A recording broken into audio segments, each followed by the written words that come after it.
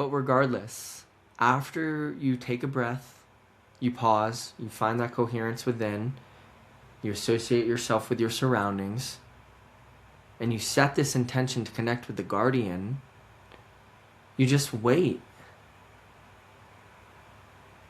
Wait until you get that feeling that you're no longer alone, that something else is present here. And that is really when the magic really starts to happen. This is the very crucial first step, because this is what initiates the contact. This is what initiates the channel of communication and is the foundation for the relationship that you'll have with that land as you begin to walk in relationship with it.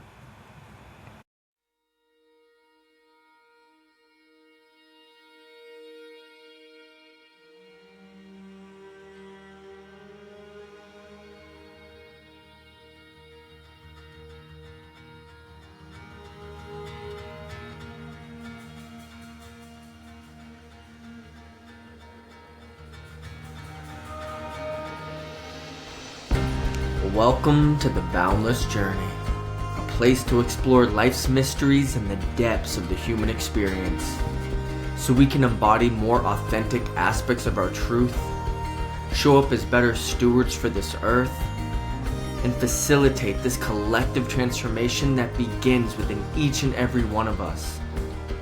This podcast is a sacred space for your soul's remembrance, for those who don't quite fit into the old world, because you're here to help build the new.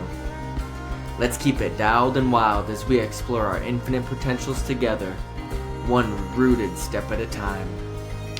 My name is Rob Villa, and I thank you for joining along to play your essential part in this most epic, boundless journey.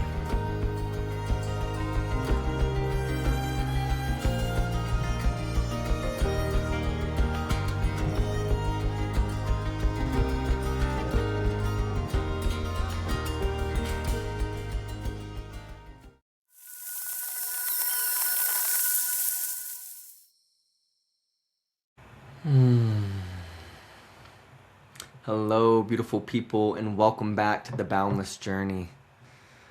Just going to take a moment to settle in, drop into the space, center, come back to coherence. I'm going to drop a little Hojari frankincense in my incense burner here. I love this stuff. Blessing the space, blessing the technology, blessing you if you wish to receive it. Just setting the intention for the highest good. Inviting any benevolent beings, any intelligent higher frequencies which wish to assist in this transmission today. And for you to receive exactly what you're meant to receive for your absolute highest good, upon which the whole highest good of all rests.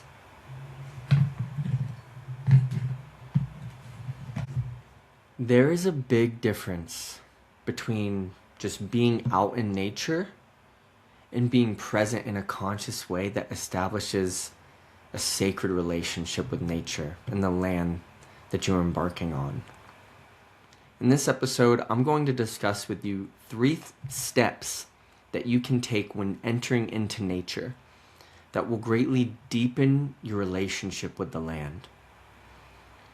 A lot of people miss out on these valuable steps before stepping out into the land, and because of that, they're missing out on the many things the land has to offer. By taking into account these 3 steps, you can really maximize your experience, deepen your relationship with the land and the living world around you, and not only receive more, but be able to give more. And this is a way to honor the land, to respect the land, to give thanks, and to establish and nourish a sacred relationship with it. Because you're not just entering a place, you're entering a living field of intelligence, a delicate balance of plants, animals, minerals, and subtle invisible forces that have been in relationship long before you arrived. So instead of moving through nature like we own the place, take a moment to acknowledge it, to recognize the intelligence of that land, the elemental forces present, the ancestral guardians that reside there. And from that place, as a gracious guest, we enter differently, more conscious, more present, with more respect and more gratitude. These steps are something that I've culminated and synthesized and picked up in my many years of healing work, not just with people, but with the land, and especially in my more recent passions and delving into working with earth energies and working with the energetics of the land and the beings who reside there. So I especially learned a lot of these steps, these techniques, and how to enter into the land with this respect through my studies in dowsing and working with the earth in that way. So the first step when entering into an energetic space in the wild or into a sacred site is to connect with the guardian of that space. This may sound a little strange if you haven't heard of this. However, there is typically an overarching intelligence that encompasses a whole space. And it can show up in a lot of different ways. And so part of your job is to discover how that guardian is speaking, who or what that guardian is, and how you can connect with it to enter into a relationship with it. So before I enter into a space, you usually can feel, before you enter into nature, there's a boundary. Maybe it's the boundary to the external world, to this place in nature, or this sacred space, or this boundary that separates civilization versus the wilderness. So when you enter into a space, what I like to do is I first go right up to that boundary, and then I pause before entering into that space of nature. I stop. Usually I've just traveled, I was in my car, something of that sort, and so I just refresh myself. I take a breath, pause. I usually have my palms open to the land. I usually close my eyes to center internally first, taking a deep breath and settling into that stillness of coherence within. And then I'll open my eyes and then see what I start to notice. I look at the plants, I look at if there's any animals present, I look at the rocks, I look at the soil, I look at the sky, and I just start to see what's around me, to see what I'm about to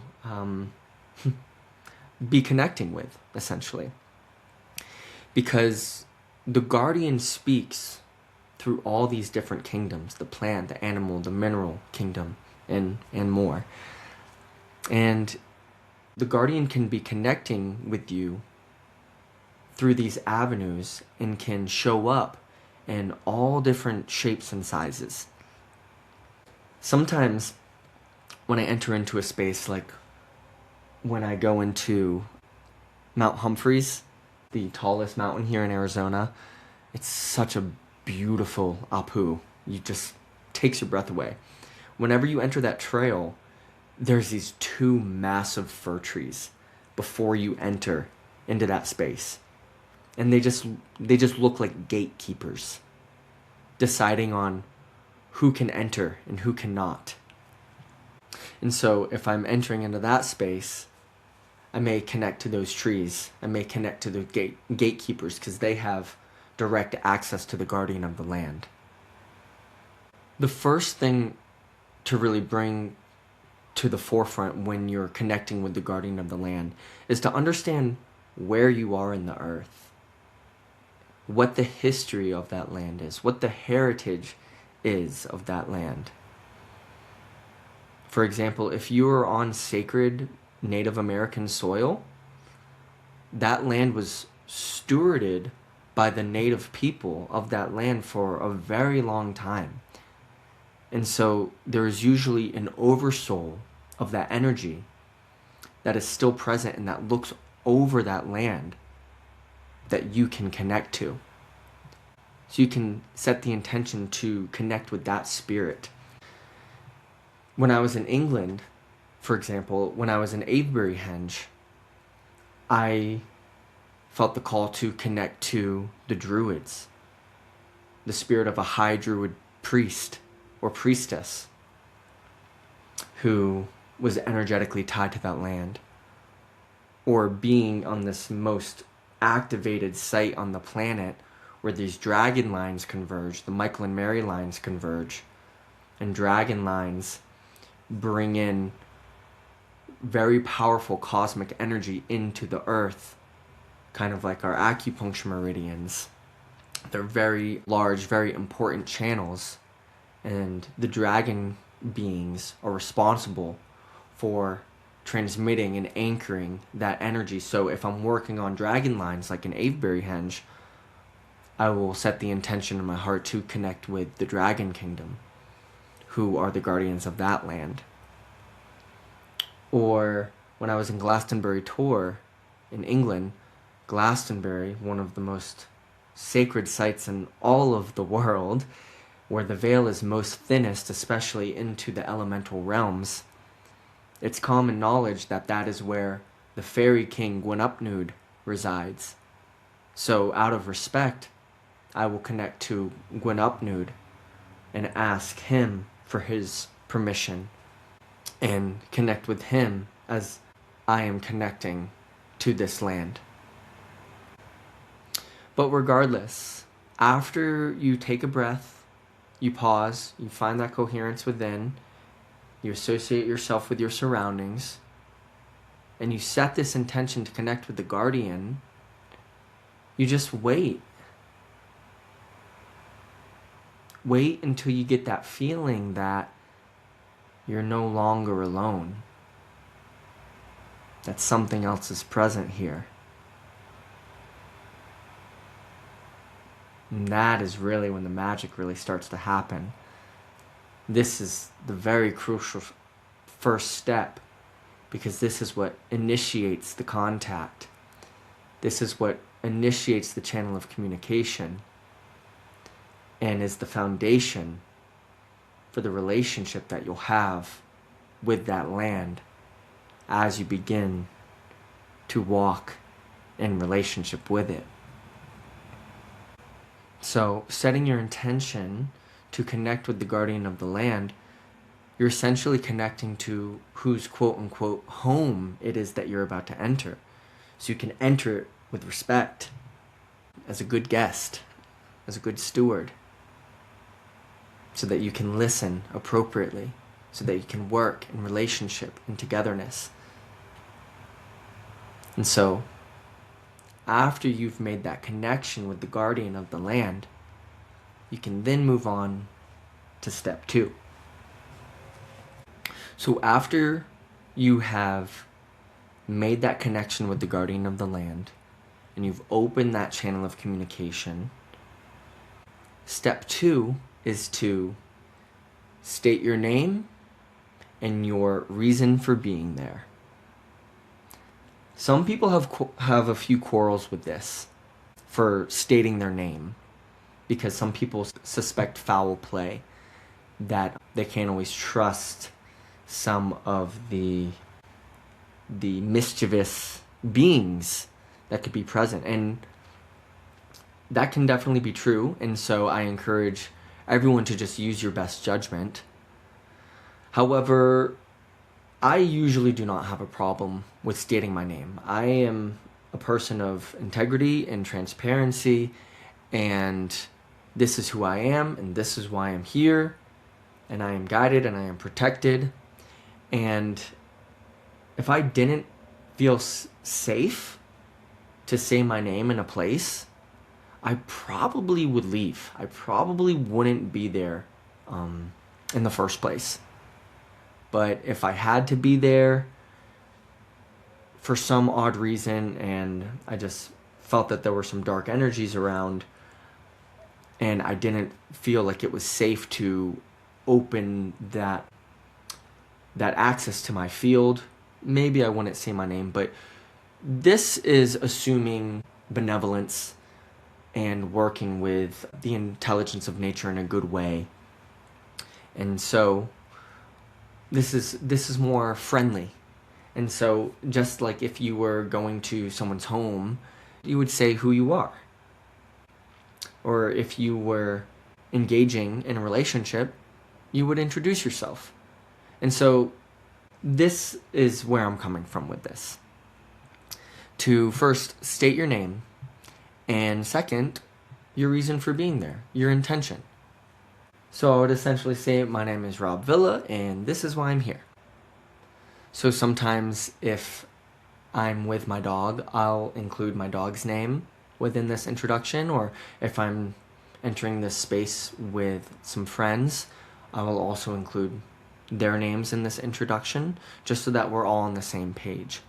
And so this has a twofold significance. Not only does it reach out to the land and let them know who you are, why you're there, and if you need help, how the land can potentially help you, but it also clarifies to yourself your intention as to why you are there. Something a lot of people don't always think about. Why are you entering into nature right now? Why are you entering into the sacred site? Is it just for entertainment, or have you thought about it? It kind of makes you think. And then that self-inquiry really also adds to your experience of being in this relationship with nature. So it could be as simple as, hello, my name is Rob Villa, and I am here to relish in your beautiful landscape, to be in sacred relationship with you, the plants, animals, minerals, and David Kingdom present here. Sometimes if I actually need something, I could say something like, I'm looking to harmonize with your frequency and the resonance of this land to receive this healing from the earth, please. That's usually my go-to. I usually go out into nature to receive healing, and so I ask for that. And 10 times out of 10 I get it. Because when you ask, you receive.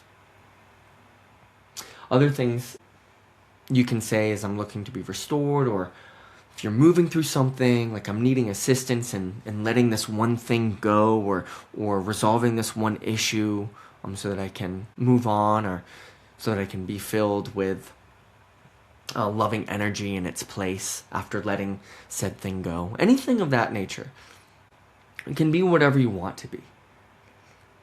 If you are working with the land, if you are going to enter into a space because you're going to be working with the land, you're doing energy work on the land, you're looking to restore the balance, you're looking to harmonize and resolve some geopathic stress, if you're looking to reach out to some of the subtle forces or any of the animals on that land or any of the plants on that land, that you're looking to be in a healing relationship in terms of you offering healing to the land, that is also something that you can state in your intention. Why are you here? Also, something to think about is, maybe you were attracted to this site on this place on the earth on that day because there is a specific message for you to receive. And so your intention can be to receive that message. Sometimes I know I'm like, I just got to get into nature today. I don't know where I'm meant to be, but Spirit, take me where I'm meant to be. And maybe I might douse on a map with my pendulum, or I'll just tap into different places and see how my body feels, if it expands or if it contracts. And I love doing this. I'm just meant to go here. And then sometimes you run into people and their synchronicities, or you see something and you're just following the flow of Spirit's direction. And so if that's the case, if you're entering into a space where you feel you're being guided, you can set the intention to receive what's the next message, what's the next step. And so that you can continue to play and work in this back and forth connection and communication with Spirit through the land. Many times I find that the land is happy that you stated what you want, and is usually very gracious to helping you see your needs met. That is, if you see this through to the final third step. And that third step is, after you've connected with the guardian of the land, you stated who you are and your reason for being there. The third step is simply asking permission to enter. This is a big one. This is something that a lot of people don't think about. Have you ever considered that maybe your presence isn't actually wanted in that space? Sometimes I find like, oh man, I'll even do this. I'll walk into a space and I'm like, oh, I didn't connect. I didn't ask permission. And that can be not a very good thing if I'm very distracted. If I am somewhere else, or if I'm just like not actually present with where I am, I can be missing out on what's being said to me by the forces around me. However, if I am connected, usually if I'm just by myself, I'm connected, I'm aware of my surroundings, and if I enter in without asking first, it's usually okay because I am already connected and it was just sort of assumed. But I don't think it should necessarily always be assumed. Though, for the majority of the time, if you come in with an open heart and state your intention, you are always pretty much graciously permitted. The asking is more of a common gesture. Like, you already know you're allowed in, you're just asking out of politeness. Kind of like how we do in everyday life with people. Have you ever noticed you ask a question to receive permission from someone, already knowing that, like, of course you're going to get permission for that? It's like, hey, mind if I squeeze by ya? Or, hey, can I set this here? Or, hey, can I give you this? Simple things like that. You're like, oh yeah, sure. It's just a polite way to give people agency. And so it's a way to also give the land agency, so that you can show the land that you are entering with respect. But sometimes we pose that question in everyday life to people, friends, strangers, or in the wild to the spirits of the land, and that permission that we assumed is actually not granted. So, after connecting with the guardian of the land, stating my name and reason for being there, I ask the guardian just simply permission to enter. And then I wait. So after we ask, we pause, we open our senses, our hearing, our seeing, our smelling, our extrasensory perceptions. We just turn the dial up on what we're feeling and what we're receiving and what we're sensing.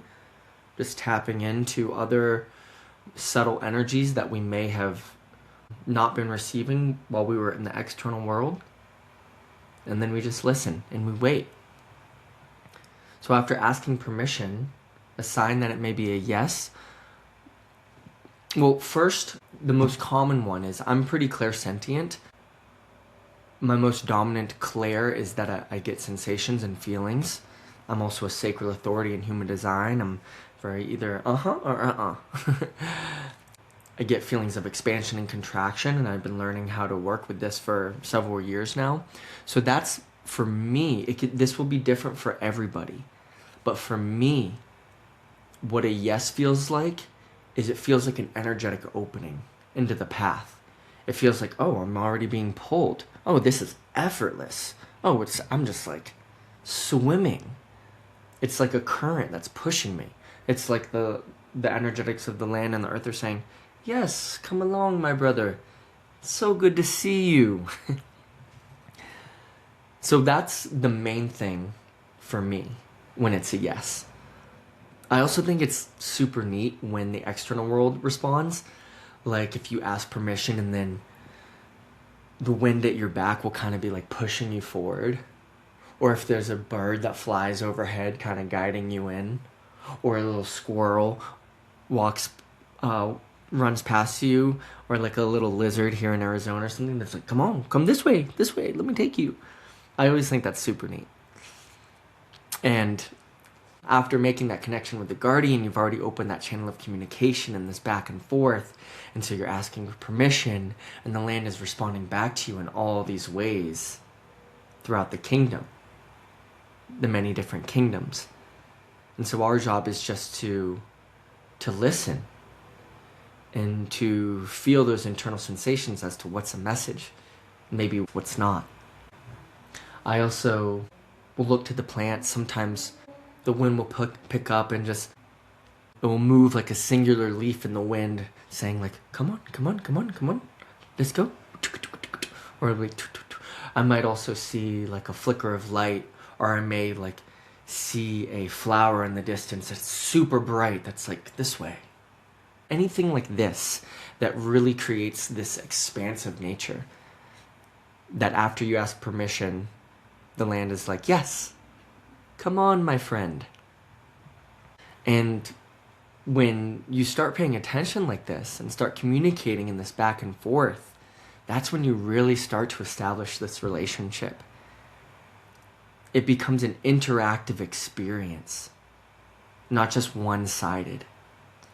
And honestly, I feel it makes the whole experience way more alive and meaningful than just being there without this presence and consciousness and awareness. So when you ask permission, what does a no look like? Again, it depends on you specifically.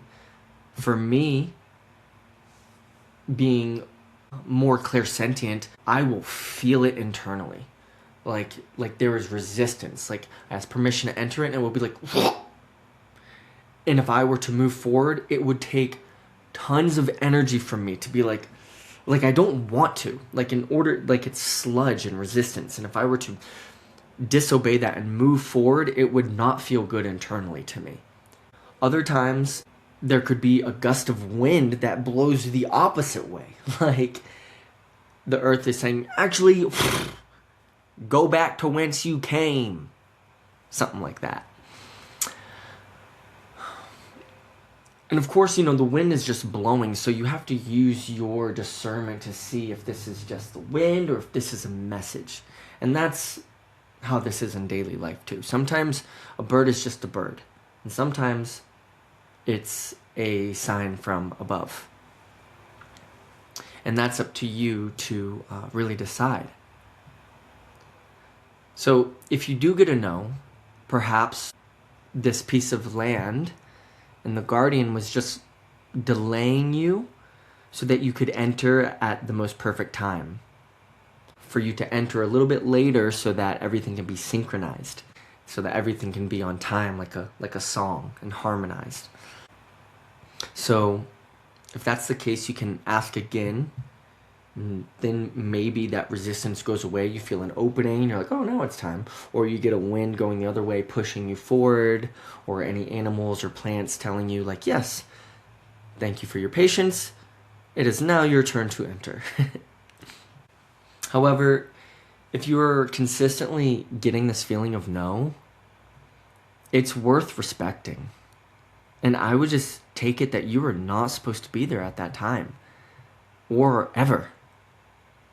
That's usually more common with sacred sites, ancestral lands, where the guardian doesn't want you there.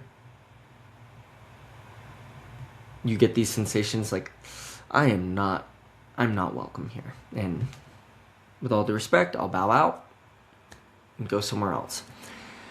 If it's a public trail, however, and people are there all the time, and it's just like, this is just a public trail. Like, why am I not allowed here? Maybe it's because the higher forces are directing you somewhere else that day. Maybe that's just not where you're supposed to be today. Maybe there's a message for you elsewhere. Maybe you're meant to receive a complementary frequency and vibration on another piece of land. Or maybe you're just supposed to do something else. You can't really know until you listen to those messages and respect them. Because this whole process, it's not about control. It's about relationship. And within any relationship that you wish to be successful, one must listen and respect the boundaries of the other beings in that relationship. Just a couple weeks ago, I was down in Sedona, and I live in Flagstaff currently, so Sedona is just like an hour down the road. And I was at Long Canyon, one of my favorite go-to trails, with a friend. And she showed me where there were some ruins right off the trail I never knew. So there's this rock formation called the Three Sisters, also called the Isis Formation. And there were some Anasazi ruins back there. And of course, when I entered into the space and I could feel this, I dropped, I connected, I asked, I said, this is who I am, this is my intention, do I have permission to enter into this space? And I got a, yeah, go ahead. And as we were exploring a little bit more, I noticed there was this little place in the back. It was like the energy back there is way different. And all along the wall, there's pictographs, all these paintings that are 800 years old of snakes and crosses and things like that. And so I look back, I'm kind of intrigued. I'm like, this energy over here behind this canyon is different. What is this about? And so I go up to the boundary and I say, permission to enter. And then I got this, and I was like, I just got this resistance, this sludge. And my friend came up and she was also looking. And we didn't talk about this until later. But intuitively, she felt the same thing. She was looking in, and we both kind of looked at each other. And even though it was kind of intriguing, because it felt different than every other place, and there could have been, more ruins or more things back there, we were like, I don't really think we're meant to go back there. We didn't say this, but we both felt it, and we talked about it later. And I brought it up that I just didn't get the permission to go there. And so I backed up. And it's kind of like when you go into someone's house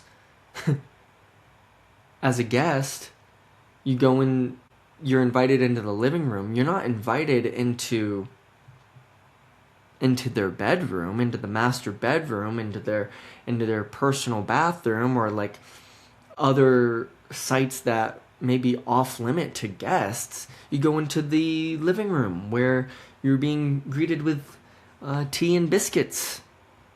It's a very similar thing. So in that last third step, it's important to understand how you receive the message of what a yes is and what a no is, because the land speaks to everybody differently. And this is also what makes it fun, because every relationship is different. The relationship that you have with someone is different than the relationship that someone else has with someone. And the relationship that you have with the land is different than the relationship that I have with the land. I respond and I see the land in the way that I've learned based on my experience. And so it's up to every individual to develop their own experience to themselves, for them to create their own magic, for them to create their own receptivity. And so overall, if you enter into a space with respect, gratitude, and honor for these seen and unseen beings that are present, it will greatly enrich your experience. It will be more connected, more meaningful. You will get not only what you want out of it, but a lot of times way more than you thought. The way that I see it, even though it's a wilderness, it's still someone or something's home. There are beings present going about their everyday business, moving through their own rhythms, having their own lives, so to speak. And I see my home as my sanctuary and respect other people's homes as their sanctuary. And so I don't want people coming into my sanctuary and soiling it. And if they do, I won't invite them back. However, if someone comes into my home that I've invited, not only comes in with respect, but adds value and something special to my space, and my space feels better after they've left, I'm going to go out of my way to offer them the utmost hospitality and hope they have the best time possible, so that hopefully they'll come back. I feel it's the same way with the forest, the ocean, or the desert, or sacred site, or wherever you are. So I want to offer one last optional bonus step. If I've followed all these steps, centered myself, connected with the guardian, stated my name and reason for being there, and I've asked for permission, that permission was granted, and I continued to listen and play and be in the sacred relationship my whole time being in this space, 9 times out of 10, I just had a really magical and memorable experience. So just to honor the land and that experience, to say thank you and show my heartfelt gratitude, when I'm leaving the space, I will literally walk out backwards. So at that same barrier where I first asked permission, the barrier between the external world and the place of nature, as I'm crossing that, I will turn around and I will literally leave through that barrier with my back towards the external world, with my front facing the land, and just saying thank you. It's just like if a really good friend was leaving out your door, or if you were leaving out your friend's door, you'd leave out backwards and like, oh, thanks, I can't wait to see you again. I'll miss you, love you, bye. It's like, it's the same thing. You're just leaving backwards, you're walking down the steps, still facing the door. And I feel it's the same thing with the land. There's been times that I'm just so blissed out from the experience that I had and just so grateful that I'm just blowing kisses and I'm walking out. Oh, thank you so much. I love you so much. One time I was down in Sedona leaving Doe Mountain. I'm just so grateful for the experience I just had. And I was walking out backwards and sending kisses to the land, and someone caught me and was like, did you have a good time? I was like, yes, I did. It's not performative by any means, but I think it is beneficial when someone can see your love for the land and your gratitude for the land and the way that you interact with the land, if you feel comfortable with that, because it gives them permission to do the same. It's like, oh, this is okay. It's okay to be in a relationship like this with the land. Oh, it's okay to hug a tree. That's what people do.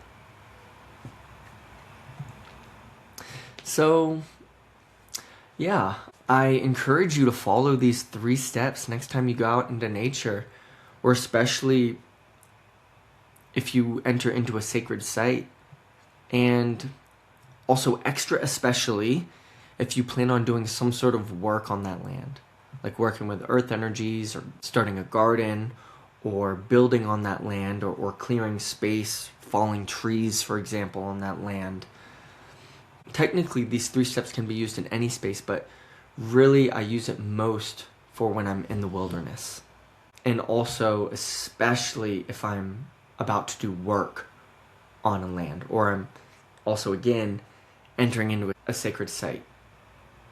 You want to show up as a helper, something that you can offer, and not just someone who can take. You want to listen to the beings who are there, so that relationship can be nourished in the most beneficial way for all beings present. So if you get into the flow of this, of connecting to the spirits of the land, stating your intention, and asking for permission, it can be pretty amazing as to where this can take you. Really deepening and enriching your relationship with the land and the living earth that you may not have experienced or thought possible before. And if you stick with it, if you really start to build that relationship with the living intelligence of the land, and you're blessed enough to be able to walk in stewardship with the earth, you might be surprised how deep it can go. How much more you feel, how much more you notice, and really how much more alive everything really is. So have fun, and I would love to hear, if you do try this, how this has shifted your experience with how you enter into nature, and how it's enriched your relationship with the living earth.